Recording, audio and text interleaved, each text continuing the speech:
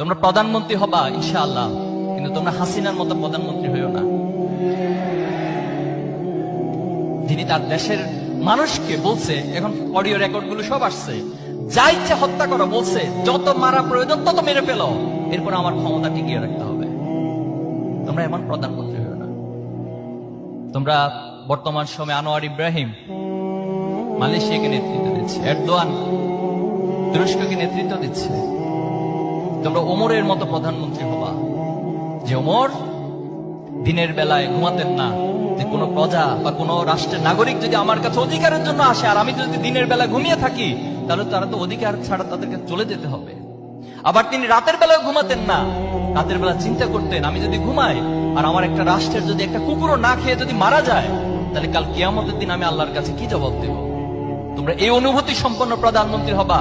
যেদিন বাংলাদেশে অনুভূতি সম্পন্ন প্রধানমন্ত্রী হবে, সেদিন সত্যিকার অর্থে বাংলাদেশে আবু সাইদ, মুগ্ধ, শান্ত, ওয়াসিম তাদের স্বপ্ন বাস্তবায়িত হবে।